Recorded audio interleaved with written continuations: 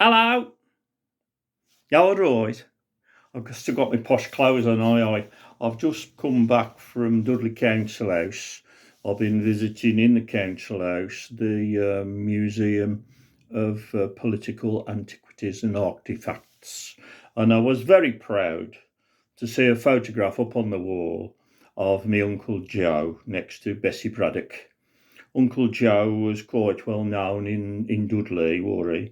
He was a very, very busy man.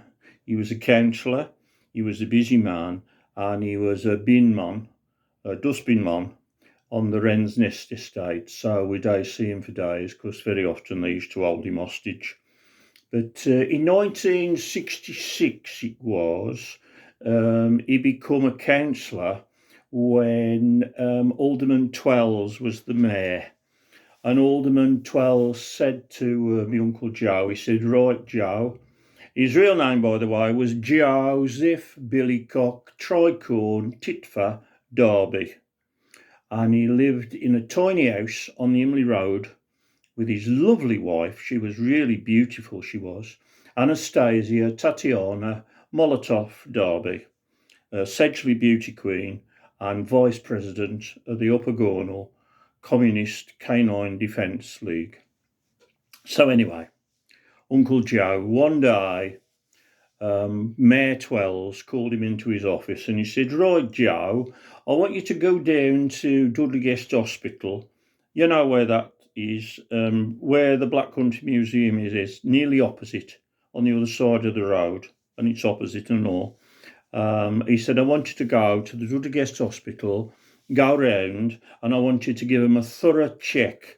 I want you to check on various things. I want you to check on the standard of treatment, the care, the cleanliness, the food quality, and most of all, how much can we put the car park fees up to? And then I want you to do a thorough report on everything that you found. Write it all down and send it to me in a report. And I want it to be about, page and a half. So Uncle Joe said, right, I'll do that. So he set off to Dudley Guest Hospital Day, and he was shown round by the third assistant matron, Florence Lizzie Borden Ratched, who looked remarkably like Hattie Jakes, apparently. And after a full and tiring day's visit, Uncle Joe and Florence, well, they finally arrived at the men's minor surgical unit, Ward 10, and that's where the isolation unit was as well, the Kildare suite.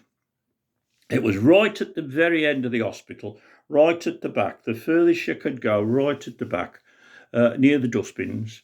And Florence said, Joe, you may be interested in speaking to them three brothers over there from Cradley, them in the end beds over there. Well, it was getting late now, or the lights were coming on, so he knew it was late.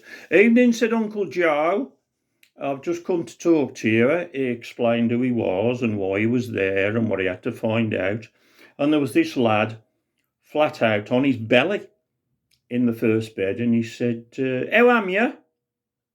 And the lad said, I ain't so bad. He said, my name's Dalton, and I'm in here because I got trouble with bad piles, and I'm having them seen too. What they're doing? Asked Uncle Joe. Oh, well, it's working, said. It's a bit painful, but it's working really well. What they do is, very early, every morning, they come round and they scrub me piles hard with a very small wire brush for about 10 minutes. And then they apply neat Dettol all over them. But it is working, as I say, it is working. Joe like the food in here? Asked Uncle Joe. Oh, it's busting food, it really is. We have cooked breakfast, steak and ale pie, fish and chips. I've had faggots and pies, polo milanese, and roasted ptarmigan and Tipton crab cobs. Wonderful. And what's your big ambition then? Asked Councillor Joe. Well, Joe, I'd like to get out as soon as I can and go back to work as a spring threader in the Vono at Tipton. So that'd be nice if I could be out within the next few days. And at the next bed, where his brother was. Councillor Joe explained who he was and what he was doing, why he was there, and why he was asking the questions.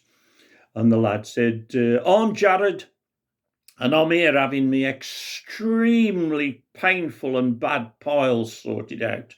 They're huge, they really am big, like me brother. Early every morning, they scrub me piles for about 10 minutes with a small wire brush, and then they pour on neat Dettol.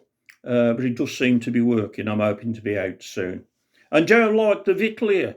Asked Joe. Is the victual any good? Oh, it's great, said Jared. I especially like the puds. The puds are great. We have rice pudding, spotted dick with pink custard. I think that's my favourite. Tapioca and flambéed brandy panna cotta. That's really nice as well.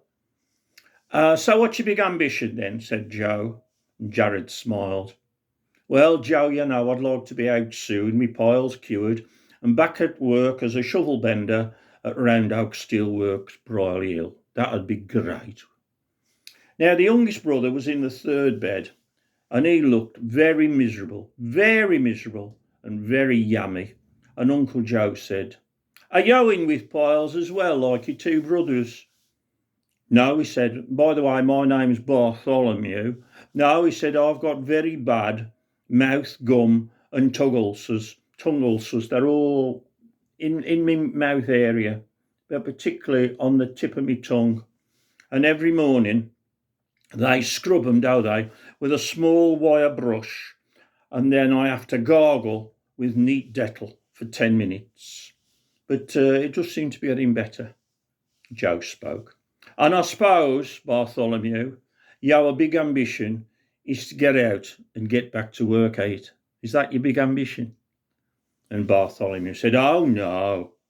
And the lad started crying a bit. He said, Joe, my biggest ambition is to get to use that wire brush before my two brothers do. Well, at the very end of the ward, Joe noticed there was a big, bright red door, and above it there was a red flashing light and a big sign on the door, and it read, Extreme danger, isolation room, very infectious patient, please keep out, do not enter. And Florence explained in detail all the dangers involved. And so, to lighten the mood, Joe said, So, what food do you give them then, these isolation, infectious people? What'd you give them? And Florence replied, Well, kippers, fried eggs, Rivita with cheese slices, and them little orange Mivy ice lollies. Ah, all carefully specialised and worked out for their nutritional value, I suppose, said Joe. Nah, not really, said Florence. Nah, it's just the easiest things we can shove under the door with a big long stick. Ta-da a bit.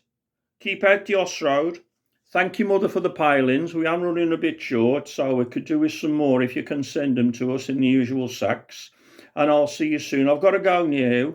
I've got to go and get my tea ready. Today I'm having something special, as I'm in my posh clothes and I've been to the museum. I'm having elasticated leg of liver with corn on your cobs. So that should be very nice for me tea. So I'll see you soon. Ta-ra a bit. Mind how you go. And do take care, won't you? Ta-da!